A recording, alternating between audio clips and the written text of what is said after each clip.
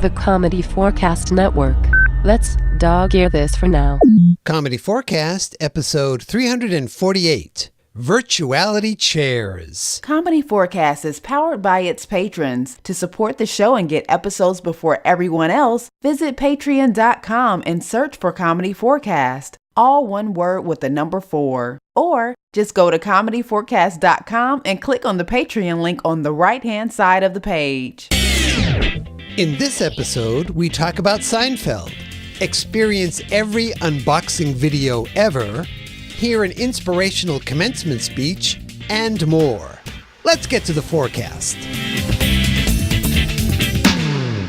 Item 1 of 4. I don't know if you heard this, but Hulu just bought the online streaming rights to Seinfeld, and they paid $180 million for the privilege. Not all the rights, just streaming. I mean, they're still going to keep showing the reruns on TV from now until infinity. I know that seems weird at first, but actually it's pretty good news, because I'm sure that without this kind of exposure, Seinfeld was in real danger of falling out of the public consciousness. Not that there's anything wrong with that. Not only was Hulu interested, but Amazon, Netflix, and Yahoo were all trying to get the series, but they lost out. So, to coin a phrase, no Seinfeld for you. I'm actually kind of surprised that Seinfeld didn't start its own website to stream the show themselves. I mean, weren't they always claiming they wanted to be masters of their own domain? I also think it's a bit of a shame that one of the other services in particular lost out in the bidding.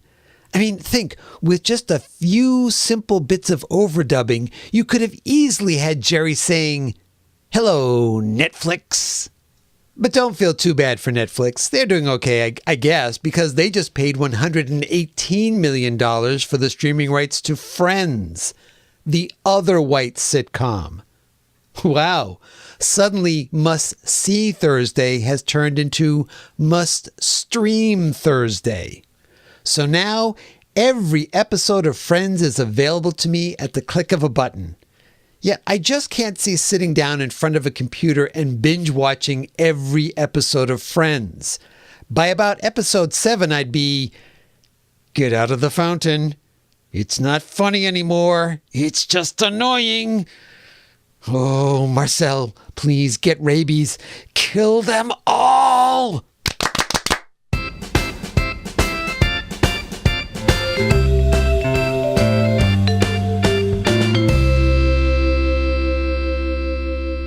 Item 2 of 4. Yo, YouTubers, what is up? It is your main man, Gus, aka the Smiling Pumpkin, here with another patented, you saw it here first, unboxing video. That's right, exclusive, because look what showed up today.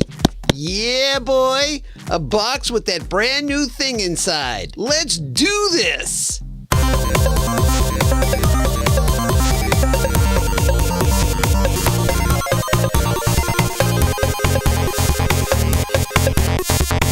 Yo, YouTubers, the Smiling Pumpkin is pumped up. He has been waiting all week for this sweet package to show up. First, let me tell you how this all went down. I was just chilling here in the pumpkin pad when I heard the doorbell. Who's that? Did the Smiling Pumpkin lock himself out again? No, I'm inside, so it can't be me. So the pumpkin went to the door and boom! Package! Not even a delivery guy. Crazy, right? Maybe it was a drone. Maybe they beamed it down from the space station. The pumpkin doesn't know. The pumpkin doesn't want to know. Because like the pumpkin always says, when you know how the sausage is made, you switch to kielbasa. The important thing is the box is here and we're going to be the first to break it open and see what's inside. Let's get to it. Alright, we're set up here on the official Smiling Pumpkin unboxing table. Let me just move this plate of kielbasa aside and put the box down. Now let's get this thing open because I know we all want to check it out. First, I'm going to cut this little piece of tape here. Right here. Can you see that? That little piece of... I don't know if you can see that. Maybe if I hold the box up like this, you can see. The camera will focus. Come on now. The Smiling Pumpkin wants you to be able to... There you go. There you go. That's what tape looks like. Very cool. Very cool. That's what you want to look for when your box shows up. Got it? Okay.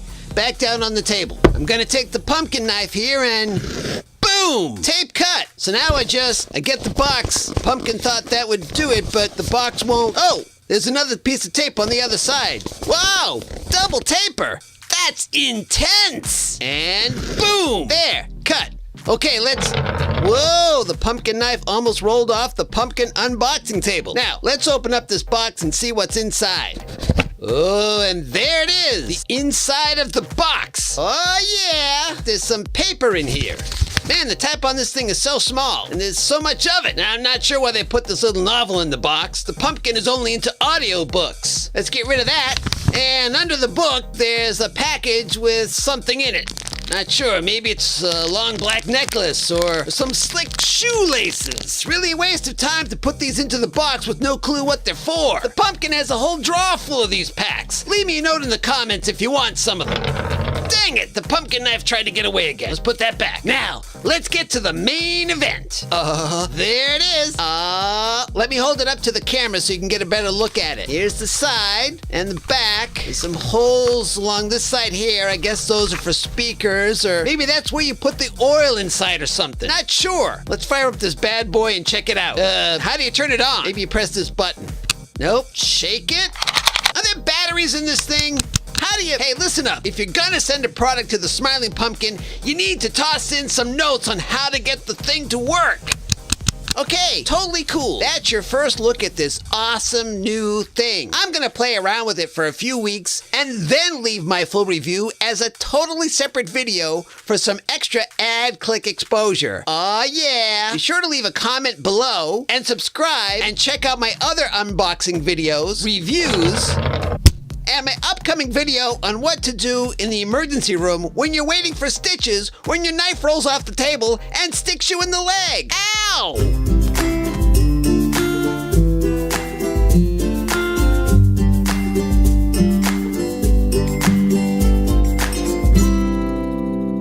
Item 3 of 4. Hi, I'm Derrick. And I'm Rory. Insert echo here. Here!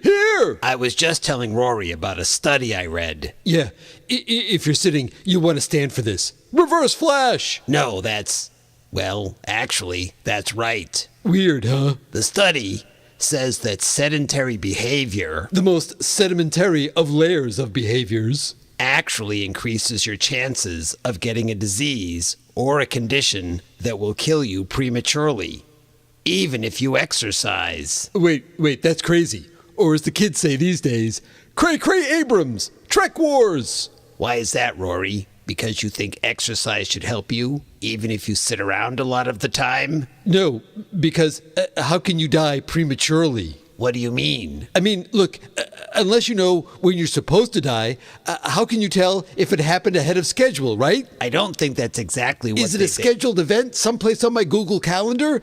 Can I search for it? Rory, they don't mean... One thing I know for certain, it's not a recurring event, because YOLO.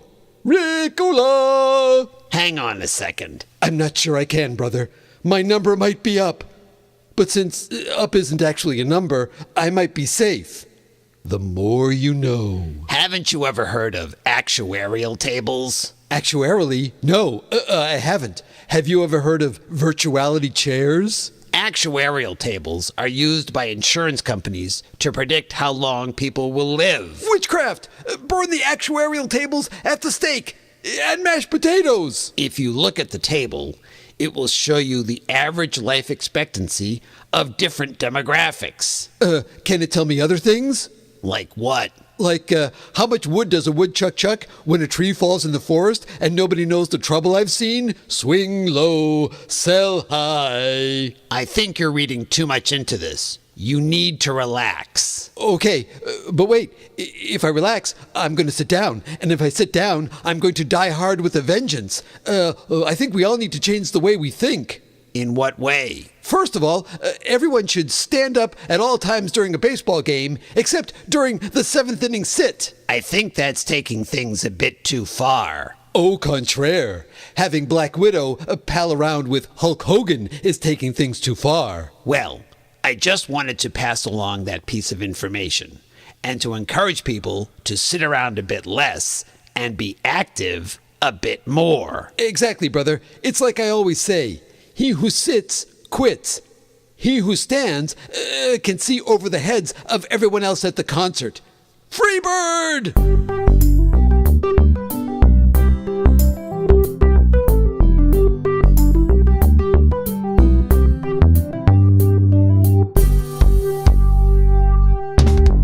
Item 4 of 4. And so, graduates, before you head out into the working world, I would like to impart these last few observations for you to consider. I ask you to think about the Canada Goose and what lessons it can teach you about how to interact with those around you in the business world, and how my years in business have taught me to interpret these lessons. Geese fly in a distinct V formation. By doing so, they create an aerodynamic slipstream, making it easier for the flock to go farther. When you share a common direction with your company, you can get where you are headed easier than if you traveled alone. The lesson here is clear. Stay with the flock. Never think or fly outside the box. Second, the goose in front doesn't get the advantage of the slipstream and must work the hardest. When that goose gets tired, it rotates back and another goose flies point. When you are faced with a difficult task, it will make sense for your team to take turns carrying the responsibility. And I have found that you want to be sure to always start at the back of the formation. With luck, the job will be done before it's your turn. Next, the rest of the geese in the formation honk to encourage those up front to keep up their speed, to keep going. We all need encouragement, so be sure to encourage your team. Apparently, that is accomplished by constantly sending emails, texts, and IMs with messages like, "Where's that report? Why haven't you fixed that PowerPoint slide?" And "I'm pretty sure it's your turn to be weekend coverage." And fourth, and this is important, when a goose gets sick or is wounded and falls out of the formation, 2 other geese fall out with that goose and follow it to the ground to lend help and protection. They stay with the fallen goose until it is able to fly or until it dies. If we have even half the sense of a goose, we will stand by each other just like that. One day, 2 associates will appear at your desk with a cardboard box and exit papers, and they will stay with you by your side until you are out of the door and dead to the company. In conclusion, value your team and your company, no matter how small. For one more observation about the Canada Goose, just 50 geese can produce up to 2.5 tons of excrement in a year. Dream big, graduates. Dream big.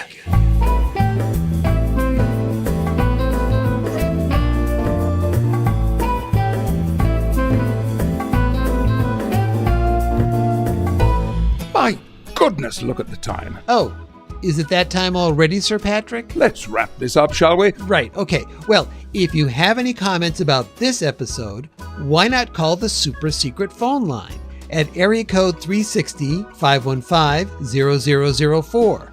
The phone not your thing? That's okay. Drop us an email at comedy4cast, all one word with the number 4, @gmail.com. Follow us on Twitter, like us on Facebook, and you can find all the episodes at comedy4cast.com. You can also subscribe via iTunes, Stitcher, or wherever else fine podcasts are listed. As always, this is Sir Patrick Stewart. And I'm Clinton. Saying, that's it. We're done. Bye-bye.